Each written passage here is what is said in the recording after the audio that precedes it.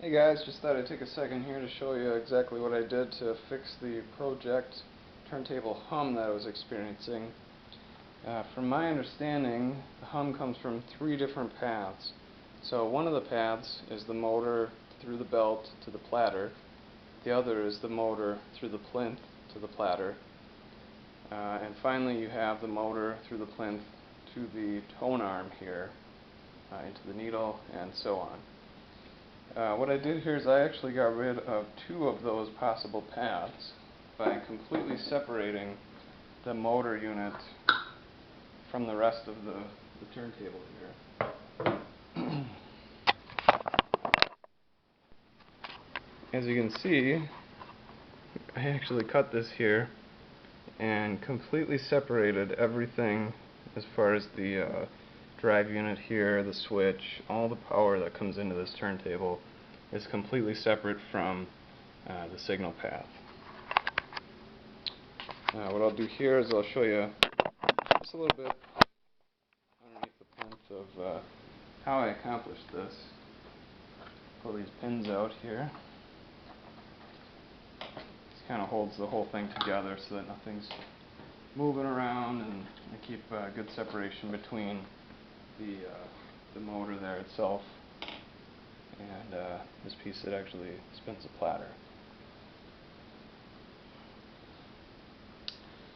So this whole thing is actually resting on a cutting board of all things. This is from the Cutting Board Company. They're a company where you actually go to their website, put in the size that you're looking for, and they'll actually cut it exactly to the size that you need. What I did is I just measured the plinth here, put those measurements into their website, and they sent me this piece to go along with it. That actually worked out really nice. It's made of HDPE plastic. It's not quite as good as acrylic, but it's a lot cheaper. It's a little bit softer, so I thought it might do a little better job even with vibration. As you can see here, about a half-inch thick. This wasn't too bad. This was about $30 or so. It's all resting on top of the VibraPod feet. Those seem to get reviewed really well as far as dampening vibrations. So, as you can see, that is the very bottom. Then what we have here, I've actually cut out what you would need from the bottom of the turntable here, so that it lays really nice and flat. And I'll show you the motor unit. This took a little bit more work because I actually had to reroute the switch here. The switch used to be located in sort of the front area of the plinth. What I did here is I actually routed this area out to reroute where the wire runs, mounted the switch right here in the corner, and it came out really nice. Now everything here is completely self-contained. Like I said, there's no power that's actually entering the rest of the turntable. Power only comes straight from the motor here.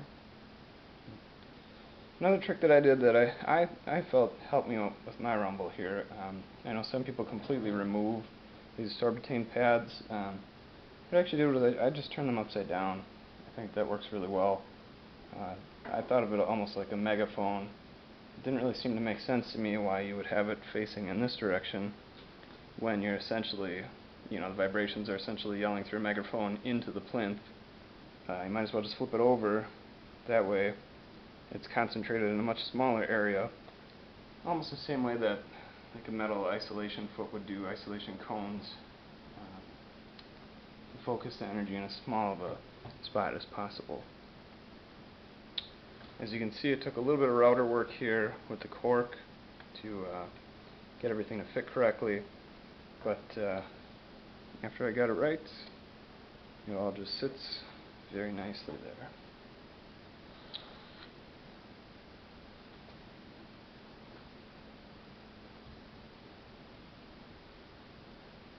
So I'll put this back together one more time so you can see it completely finished here.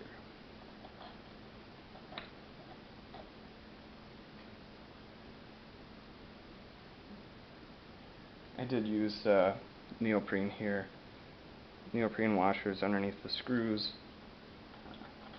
I realized that some vibration could possibly come through from these screws down into the cutting board below and back up the other side, but it's so well dampened now that I really haven't found that to be an issue at all. What was a little bit disheartening was after I got this all together, I still had some rumble going on, but like I said, that's because, from what I understand, the rumble comes from 3 locations, and it was still actually coming through the belt to the platter itself. Like I said though, what I did is I actually moved these mounts here over, took out the transport screws, and it seems like with the motor able to move a little bit more, it sort of floats a little bit, I guess, is how I would describe it. And that nice floating path actually seems like the motor just keeps the vibrations to itself a little bit more rather than transmitting it through the belt to the platter.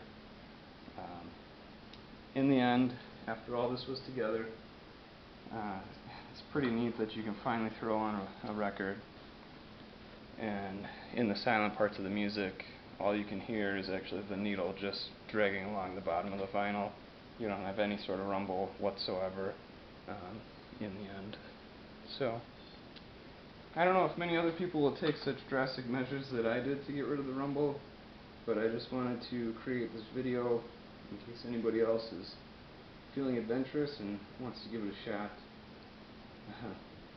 It really wasn't that bad if you have sort of basic woodworking skills. Like I said, the materials weren't bad. The cutting board is maybe 35 bucks. Cork was like another $20. Vibropad feet were 24 bucks, I think. So altogether, it really wasn't too terrible to get rid of this rumble. Plus, I think it looks really neat. I don't know. Post some comments. Let me know what you guys think. Thanks for checking out the video.